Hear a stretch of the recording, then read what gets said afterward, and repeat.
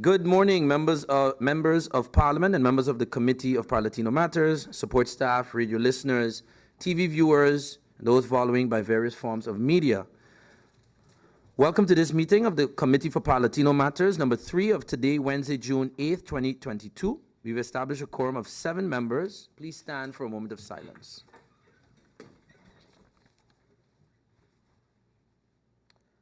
Thank you. I've received notice of absence from the following committee member, MP Maarten. Are there any other notifications from committee members? You have the floor, MP Wescot-Williams. Thank you, Mr. Chairman. And Mr. Chairman, a very good morning to you, to my colleagues. A good morning to the Prime Minister and her entourage who have joined us here this morning for this meeting. But during these notifications, Mr. Chairman, I would like to extend words of congratulations to Ms. Natori Illich and her family. The entire group that has supported her to be able to announce her debut, actually, at London West End. And, Mr. Chairman, those who have followed Tori's trajectory know that a lot has been done before she got where she is today. And so I want to congratulate her. I want to congratulate the persons around her and, of course, her family. It is major. This week, Mr. Chairman, has been a heavy week as we parted with several persons, looking to part with other persons who have passed. So I think this can be considered a light point, as we call it, light like lichtpunt in the, in an otherwise heavy week, as I call it. So thank you, Mr. Chairman, for the opportunity to say congratulations and wish her all the best. She shines as an example for other young persons in terms of accomplishments and sticking to what you believe you can do and giving it your best shot when you get the opportunity to do so. Mr. Chairman, I want to thank you for the opportunity. Thank you, MP Wescot-Williams. Do we have any other members of Parliament wishing the floor for notifications? That not being the case, I too do have two notifications. I would like to extend actually congratulations to another St. Maartener. This is a St. Maartener of Haitian descent, someone that I know from very young in school, who became the first St. Maartener of Haitian descent. He's very proud of that fact, to become a captain within the Kingdom of the Netherlands. Recently, Mr. Peterson Bourgeois got his 4th stripe. He has been working on this since I remember in high school, being with Peterson, and I see another classmate here with us as well. And I was very proud that, from the ground up, he worked on his own. He saved his money and gradually did flight school, and today is a full-fledged captain within the Kingdom of the Netherlands and in St. Maarten. So I'm very proud of him, and I wanted to extend that congratulations to him. And that would be the notifications if there are no others at this time. For the agenda points of this committee meeting, we have 2 agenda points. The first being the model laws adopted by the 36th Ordinary Assembly of Parlatino, held on the 11th and 12th of February 2022 in Panama. And secondly, we have the declarations made by and or behalf of St. Maarten at the 36th Ordinary Assembly of Parlatino in Panama. This request is IS 643 of the 2021-2022 parliamentary year, dated March 9th, 2022. And this was a meeting request by the Honorable MP Sir Wescot-Williams. We go over to the first agenda point. Parliament received a letter from the MP Wescot-Williams on March 9, 2022, with a request that a meeting of the Committee of Parlatino Matters be convened with the aforementioned agenda points. This document is IS 643, 2021-2022, dated March 9th, and can be found on the P drive of Parliament. This meeting was originally called on April 12, 2022, but was postponed, and the postponement notice is listed under UG 345. Hence today's meeting. As is customary, we allow the requester of the meeting a brief elucidation as to the request and the reasoning behind the agenda point, after which we'll open the floor for discussion. I do want to clarify, we also have, of course, like I mentioned earlier, the Prime Minister with us today, as well as her support staff.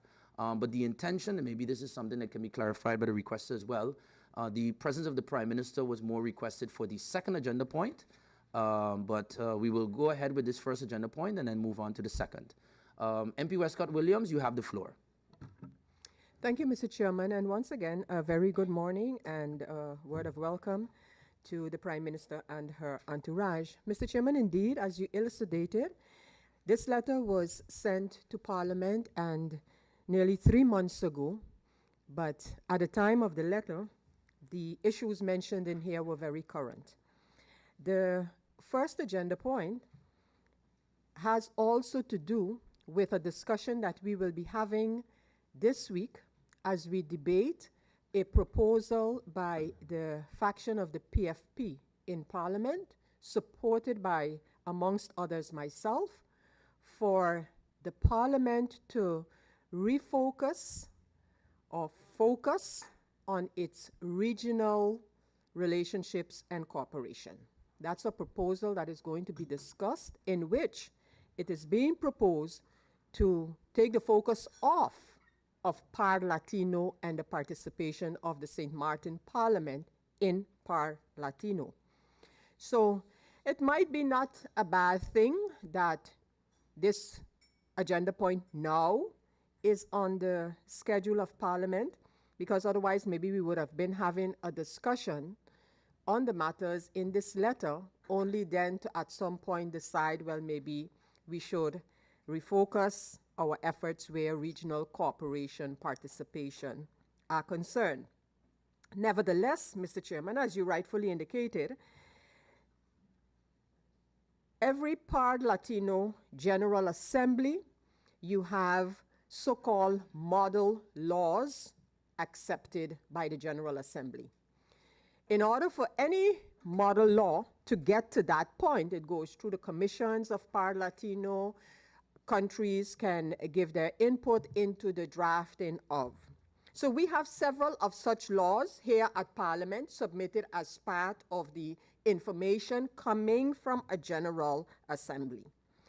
And I wanted to give content to the reason for having a committee for Parlatino matters, as this committee is, by requesting that the laws, so the laws that were accepted by Parlatino at the 36th Ordinary Assembly of Parlatino, which was held in February of this year, that we decide what are we going to do with them. Should we? And I selected these laws because there is some relevance, I can say, but there are other laws we got from Parlatino also with relevance that we might say there are matters in those laws that we can take out, put in law on St. Maarten or not. So I want on the agenda point for us to decide whether these laws are worth being translated, one.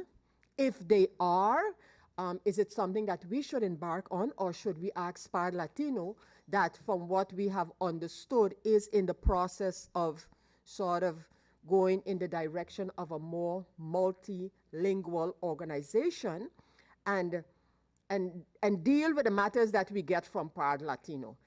And so that's where number one is concerned, point number one. Now, for the presence of the Prime Minister, we have point number two. And before I go into point number two, I need to make the Prime Minister aware of the fact that, based on the discussion that Parliament will be having this week on the proposal that I mentioned, which, in addition to suggesting that maybe we should look away from Parlatino participation to other parliamentary organizations in the region for the Parliament of St. Maarten, that's what that position paper in essence comes down to. And based on that, I would like the Prime Minister to know, if she has not yet received them, I have sent questions to the Prime Minister regarding St. Maarten and regional organizations, to be specific, CARICOM and OECS. So those questions, in addition to the discussion today, through you, Mr. Chairman, to the Prime Minister, are with the Prime Minister's office, and maybe not yet. I know how the registration and all of that goes. But I would really like to get the government's take on where are we? We have asked the question on several occasions, many of us here in Parliament, where are we with this corporation? Where are we with the request or becoming part of? Again, Mr. Chairman, those specific questions are, have been sent in writing to the Prime Minister. And then that brings me to the following. So speaking about Parlatino, as you know, an organization of representation of parliaments throughout Latin America and the Caribbean. And I took note of the procedure during the last Parlatino Assembly. And as the Prime Minister, who has participated in Parlatino meetings in her former position as Member of Parliament, would know, during the assemblies of Parlatino, resolutions can be and have been brought forward. Resolutions to be taken by the Assembly consisting of representatives of all of the countries. And this, in this particular case, it was no exception. What caught my attention was the fact that during a resolution regarding Argentina and the Maldives Islands, the Member of Parliament, our former Chairperson of Parliament, now chairing this committee, MP Bryson, made a supporting statement to that resolution. What was noteworthy was the fact that following that statement by, let me say, St. Maarten, a representative from the country of Aruba stood up and said, mind you, this is public information. A representative of Aruba stood up and said he cannot weigh in on the topic because he, Aruba, are part of the Kingdom of the Netherlands. So very specifically now, and here is where the Prime Minister and foreign relations come into play. What, in the opinion of the government, can declarations of Parlatino, what consequences can declarations at Parlatino issued by, I speak now for St. Maarten, the Parliament of St. Maarten, have for the country St. Maarten? Is there any contact taken with the government regarding positions to be taken at Parlatino by representatives of the Parliament of St. Maarten? How does, well, now I need something like a short brief in terms of how exactly does that relationship, would that relationship for the Parliament and any organization such as Parlatino work vis-a-vis the position taken by the positions taken by the government of St. Maarten on its own or as part of the Kingdom of the Netherlands?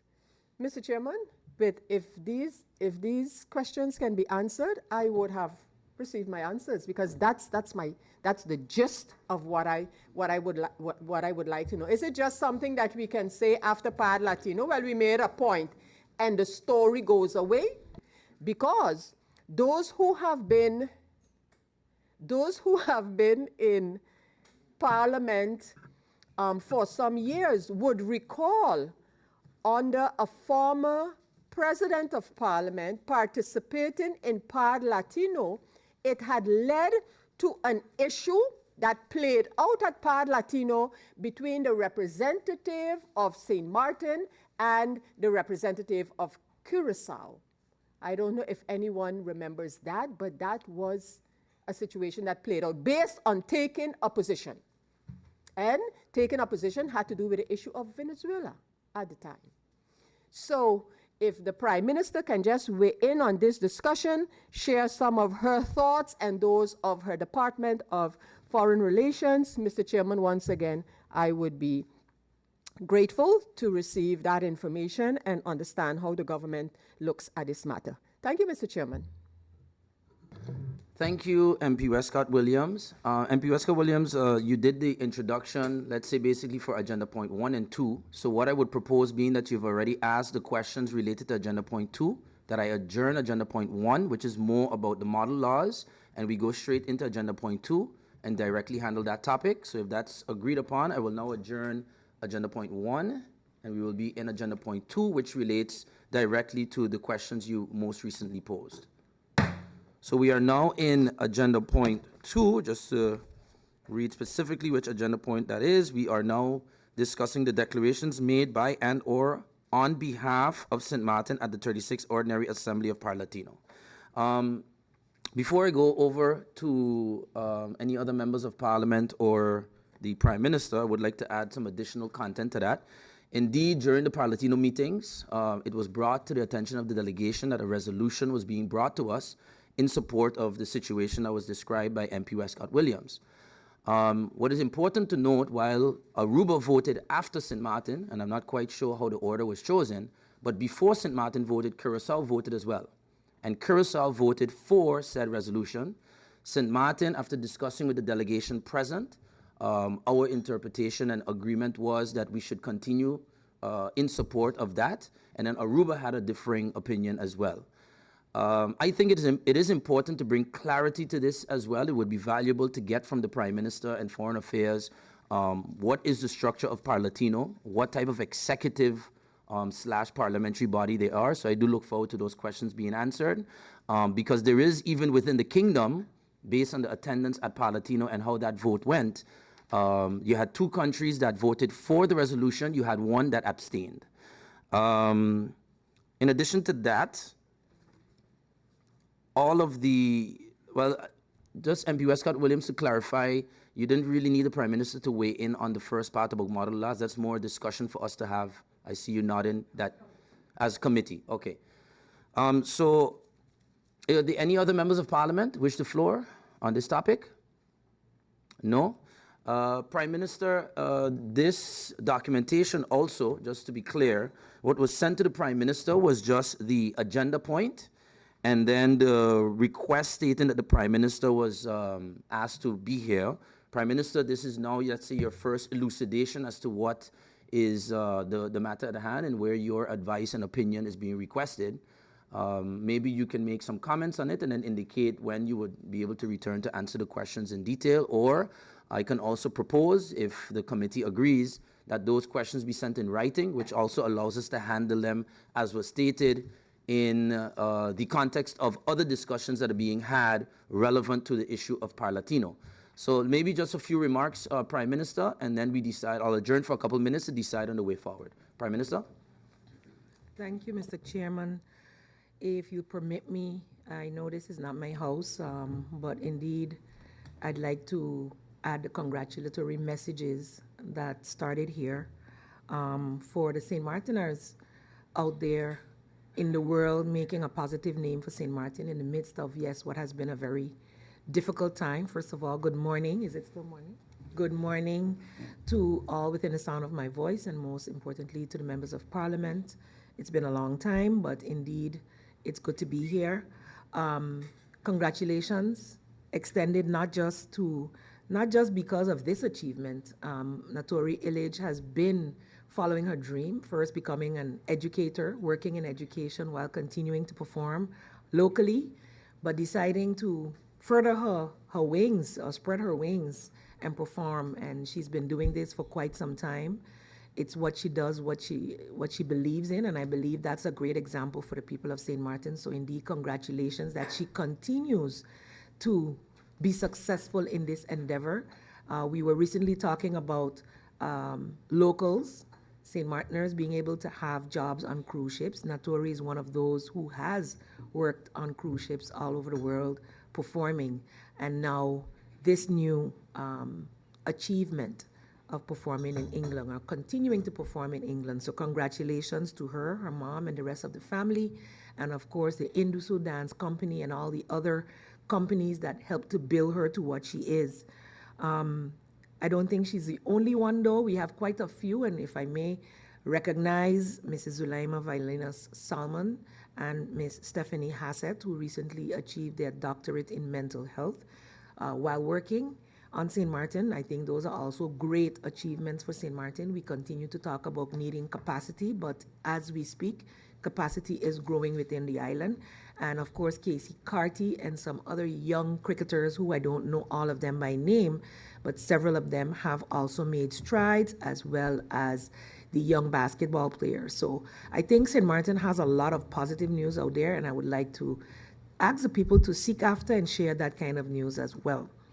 Then I go to also our MP in the midst, Duncan, on the project Hope Insight. Congratulations on that achievement in memory of your daughter, Emma, and that foundation that is making a difference for vulnerable in the society. So not only are you doing your work on the floor of Parliament, but within the community. Congratulations to you on that, and to all other NGOs and CSOs who are doing the good work for St. Maarten. In listening to the Member of Parliament to address Agenda Point 2, which I was invited to, unfortunately, with everything else that was going on the past 2 days, the decision was not necessarily conveyed whether I could be here or not, but I've come because I was told presentation or information would be shared, whereby we would then be able to respond.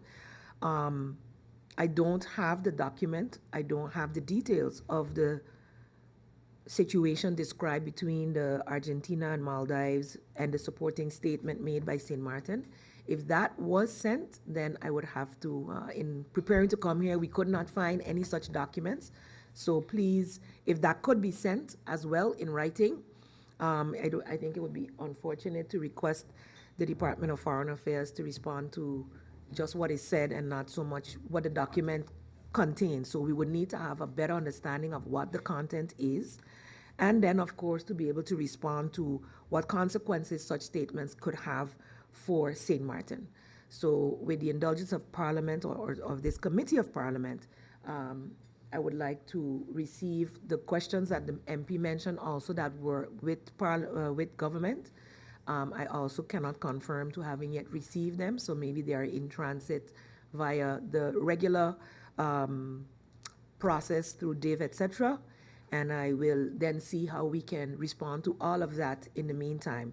But it sounds to me as if within Parliament, if I may respectfully suggest that that discussion still needs to take place in terms of how Parliament feels about a statement, or how the committee feels about a statement that has been made. And in the meantime, we will do our best to respond to the questions. I know the team has taken note of it, but if there are more specific, other than what has already been sent, and along with the statements made and the background information on the topics that were handled in Parlatino that our representatives said yes to, then we would like to receive those so that we could give a well-grounded response to the questions, and then the Parliament can move on. The only thing I would like to know is what's the time frame for receiving that in terms of following up on this. The question as it relates to CARICOM, we can address, if you would permit me to have Mr. Gums respond to that. I could do that. Yes. Or we can also add that to the responses that we would give in writing. So it is totally up to what the committee would like at this moment. I would propose a little bit of both. Maybe we can allow Mr. Gums to elucidate on a general level, but then also ask him to provide some additional information. I would also like to ask if MP Wescot-Williams, the questions that you had posed, let's say had sent, those were recent, I guess, so they're still in process? Yes, Mr. Chairman, very recent. Were they many? Do you want to just list them quickly? No, absolutely not. They were not that many. Then maybe if you like, you can read them and then they can maybe, no? Yeah. in fact, it came down to 4 or 5 questions, and the gist of those questions is there a formal request in at OECS and or CARICOM from St. Maarten? If so, from when does this request date? What is the latest communication between the government of St. Maarten and these both institutions on the matter of joining? Which are the sub-regional bodies of OECS and CARICOM that St. Maarten has a formal relationship with? And Mr. Chairman, I think maybe for another question, but still in that same vein, are actually the questions that I have posed to the Prime Minister in writing ahead of the meeting on where do we go as Parliament, where regional cooperation is concerned. But it's where, in essence, it comes down to where do we stand as St. Maarten right now, where formal regional cooperation is concerned. That's what, in essence, the questions come down to. Thank you, Mr. Chair. So then maybe let's maybe if you can give a general synopsis. I know some requests about dates and how long ago we've been in communication. That might be difficult to do off the top of the head, but a general update on where we are in terms of interactions with these regional bodies. I think that should suffice for the purpose of this meeting. So we'll have Mr. Gomes or... Before Mr. Gomes starts, thank you, Mr. Chairman, Member of Parliament Wescot-Williams. Indeed, St. Maarten continues to seek relations within our region, even within our limited context. Of course, membership comes with other obligations, and so the challenges that we face with that, I can let Mr. Gomes go further into, but we are still in talks with our colleagues, and we are privy to the CDEMA, which is part of CARICOM, I can say specifically that subsidiary organization, which is the Disaster and Emergency Management Association or agency. So we are in affiliation with them. So I let Patrice Gomes go into a little more detail. Yes, Mr. Gomes. Morning. Thank you, Prime Minister. Thank you, Mr. Chair. I'll be brief because it's quite a lot. St. Maarten is an autonomous country within the kingdom, can join regional organizations, and we are a member of several regional organizations. When it comes to CARICOM and OECS specifically, we have been party to a number of sub-regional organizations of CARICOM for a number of years, actually. That has to do with the fact that despite being a Dutch-speaking country, officially, we are English-speaking in the relations with our regional neighbors. We've been allowed to join, for example, CXC, which is traditionally only allowed for CARICOM countries. We're also a member, for example, of CARFA, which is in the area of health. And then, as Prime Minister just recently stated, we've had a long relationship with CDEMA, and we are now officially going into the phase of becoming a member of CDEMA as directly, not sort of an association, but a member of CDEMA in full rights. In terms of CARICOM membership, as an associate member, because we cannot join as a member because we're not independent, the formal communication with CARICOM on this topic began in 2015. And there have been a number of discussions. We have actually received the agreement. We have given our feedback to the agreement. There's a number of changes within CARICOM from the SG level down to the legal advisor level. So in that respect, there's a new team at CARICOM to which we have now received about 2 weeks ago the updated version of our membership agreement to essentially look at, to compare what if that everything we have sent as comments have been taken into this new agreement. And once that's finalized, we will send it back to CARICOM to sort of finalize the negotiations, to which point we can have it approved by Council of Ministers to become a member of the organization. Curacao and Aruba are also at the same level in terms of their discussions with CARICOM. There was a discussion recently held with the ambassador when he visited Barbados. The current chairman of the Heads of Government Committee is Suriname. And given the links with Suriname historically, they are very much driving that the 3 countries of the kingdom in the Caribbean become members at the end of this year. So the idea is that within short, we're going to accelerate our engagement with the new CARICOM team to ensure that we are members of CARICOM, associate members, as soon as possible. When it comes to OECS, it was a long discussion many years ago, since I started working at DBB in 2013, to actually engage with OECS, simply because OECS, the islands match our reality a bit more than CARICOM. CARICOM tends to be a very strong political organization, which actually has supranational elements. So they share things like movement of people, integrated governance. OECS is more about collaboration. So in that aspect, we have reached out to OECS a number of years ago to have a mission to St. Maarten, at which time we've had several government changes, to which it had to be picked up again. So currently, we have sent out again another request to OECS, my apologies, to see if we can engage yet again, and we are waiting a response in that regard. Within CARICOM and OECS, there are parliamentary institutions or organisms which parliaments of St. Maarten can join. I've followed up on a request from Parliament recently to engage to see what the procedures would be for that. And of course, when it comes to CARICOM, you'd have to officially become a member of CARICOM first before you can engage at the parliamentary level. And I think, just in a nutshell, I think I've covered as much as possible without going too in depth, but if there's any other pending questions, I'm free to answer. I can send in writing as well. Yes, thank you for that elucidation. It was a good general overview, and there will be some additional documentation in consultation with the Secretariat that they might need throughout the course of next week to send you the documentation that you requested, Prime Minister. I did see MP Wescot-Williams would like the floor once again.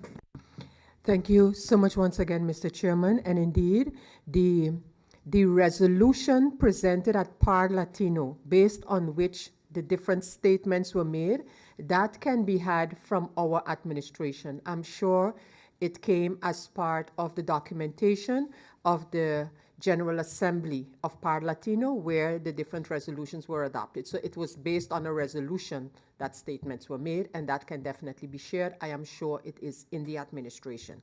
That's one thing, Mr. Chairman. I want to thank both the Prime Minister and Mr. Gomes for sort of off the cuff, given the information that they had available. And it covers pretty much the questions that I mentioned.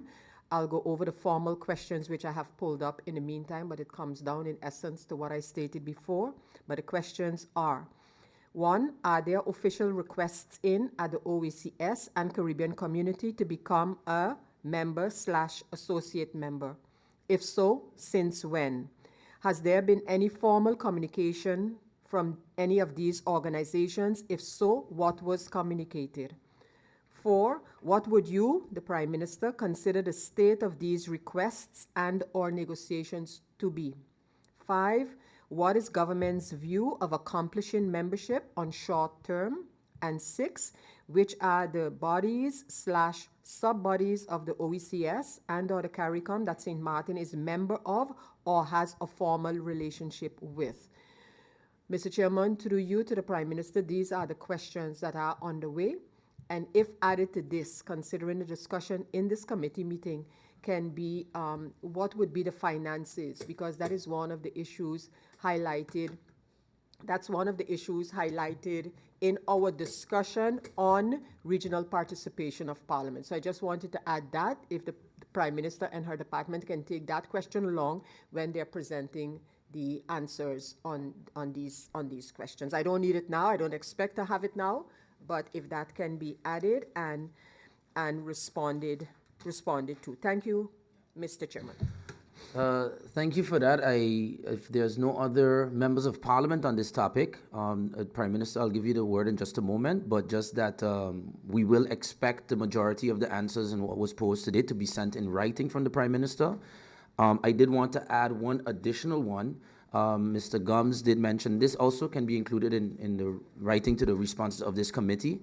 What is the role of parliaments, if any, in the becoming associate members, membership of any of these Caribbean regional bodies? I have tried to find online, and I've seen a few very inactive bodies that have been established at some point. For example, you have the Assembly of Caribbean Community Parliamentarians, and when you look at that, they haven't had meetings for a very long time. It seems like it was an attempt back in 1994 to create a sort of Caribbean Parlatino. Maybe some information on that can be provided in writing as well. And are there any, as far as the Department of Foreign Affairs is aware, are there any pan-Caribbean, Latin American parliamentary bodies within our region other than Parlatino? Other than that, Prime Minister, I guess you have a few words, and then what we will do, members of Parliament, after the Prime Minister, I will adjourn briefly to allow the Prime Minister to be excused, and then we'll go back to agenda point 1. Prime Minister? Thank you, Mr. Chairman. Thank you, Member of Parliament. Indeed, I think in listening to the actual questions that the MP read, the majority of those were answered by Mr. Gums. Definitely the one on the finances and maybe another would need further elucidation in writing, but we will submit those in writing. What I can say about whatever the statement was made in the Parlatino meeting in terms of St. Maarten agreeing, that will have to be assessed within the framework of the kingdom. Foreign Affairs is a department that still is regulated within the kingdom framework of foreign affairs. And so anything that we adopt, any relationships that we try to cement would have to still fall within that framework and have to be within the, let's say, discussions that we have with the Ministry of Buitenlandse Zaken, BUZA, in the Netherlands. So any statements that are made would have to fall within that framework. So that would then be the check that we would have to do in terms of when we receive the information as to what that resolution was. And as long as it's not in contravention of foreign affairs policies of the kingdom, it shouldn't be a problem for St. Maarten. I can say that. So that will be the check that the Foreign Affairs Department will do once we've received all the information or they've researched all the information as to the statement made in Parlatino. And the other questions that you have asked, Mr. Chairman, will take along in the responses, which, for my understanding, again, we are to submit in writing. Yes? Yes, that is correct. Then I thank you for the opportunity, and I thank the Department of Foreign Affairs and my support staff also for being here on short notice to be able for us to contribute to this meeting. Okay. Thank you for that, Prime Minister, and thank you to the support staff as well. We will adjourn for 2 minutes and then return with agenda point 1. Meeting adjourned.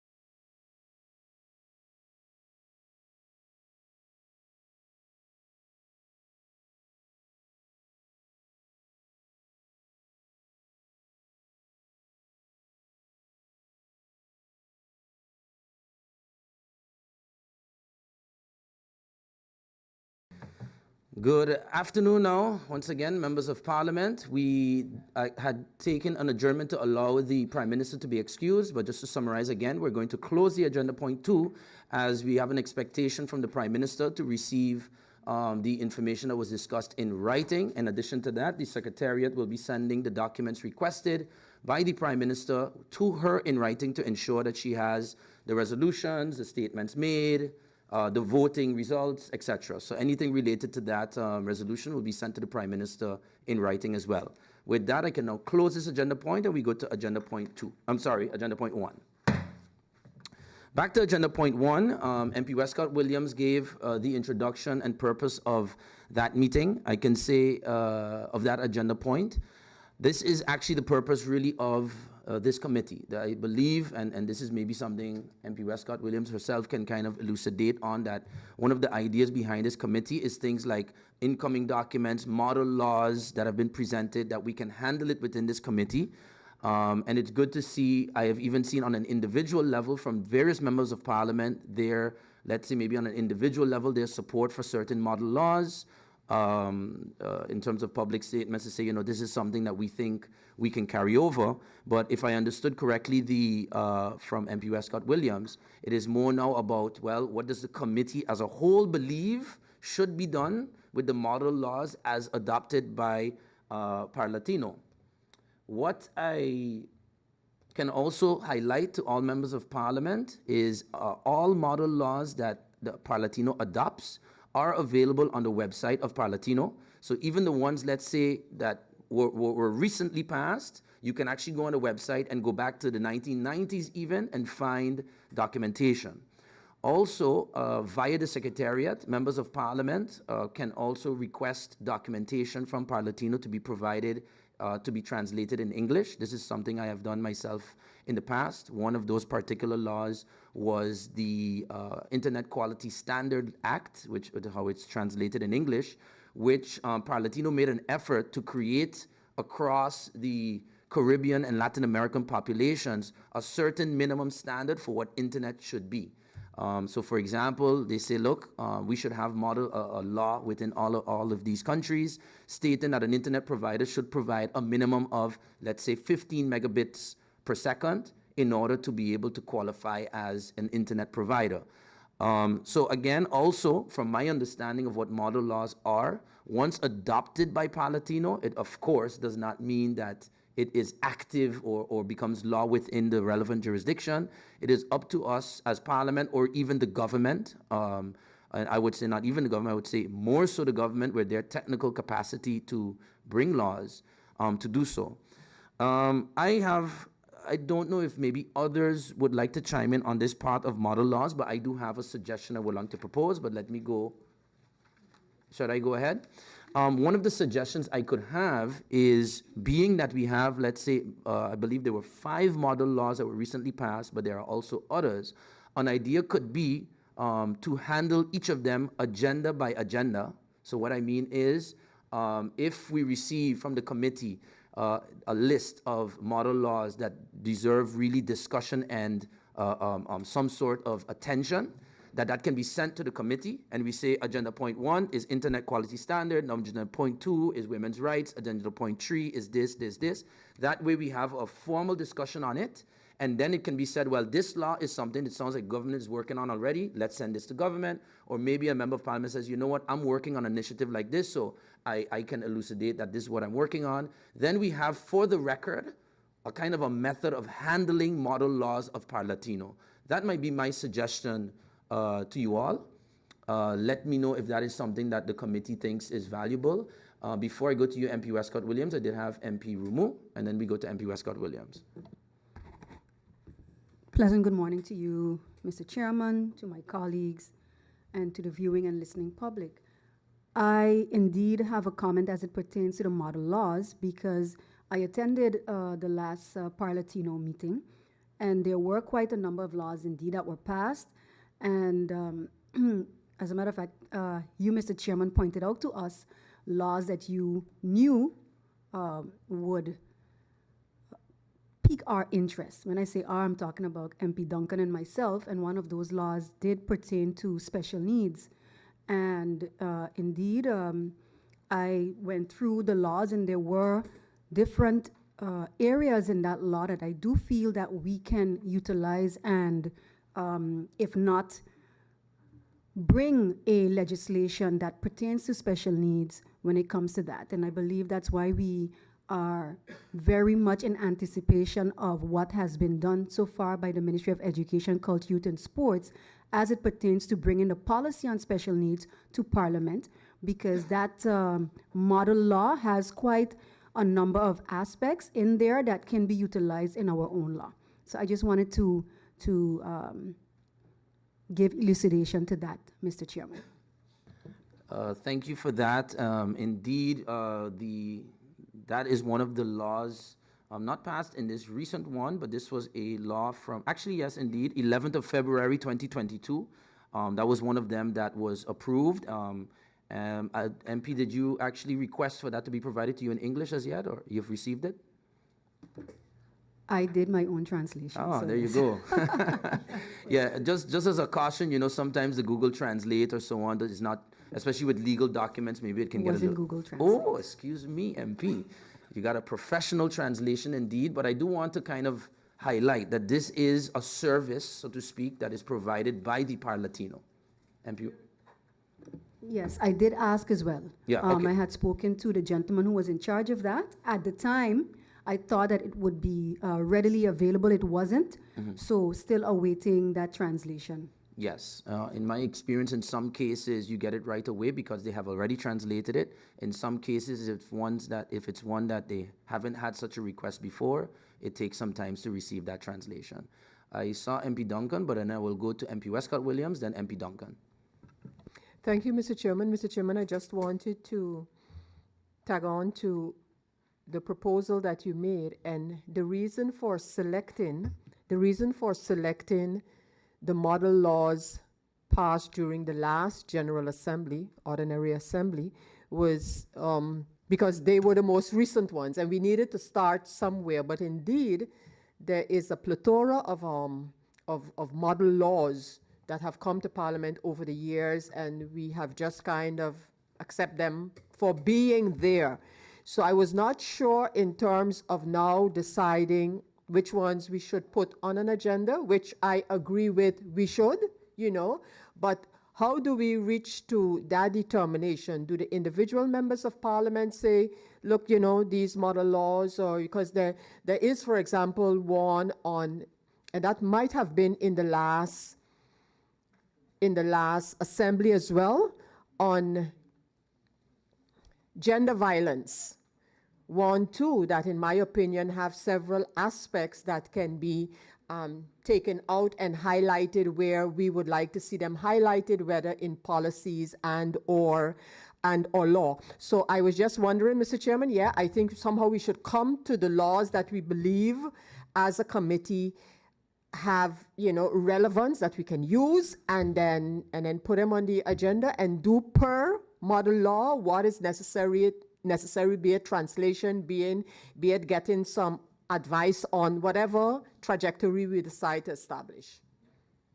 Yeah, and indeed, when you go on the Parliament, the website from Parlatino, you actually have a total of 109 laws, model laws dating back to July 1994. So of course, I don't think the intention would be to handle all. My suggestion would have been more, you know, let's say we have 10 committee members.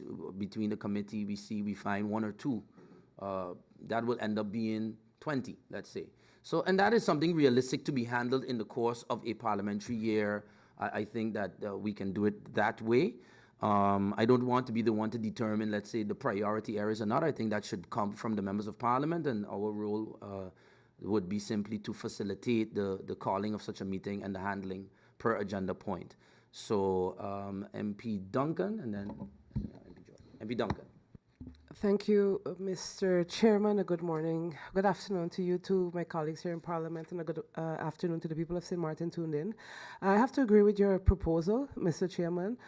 I was one who actually wrote a meeting report when I returned from my trip to Parlatino, and in particular, two model laws stood out for me: the inclusive education, special needs, which MP Romu mentioned, and also a model law on the prevention and reduction of marine pollution, which is extremely important when we think about St. Maarten and our waters.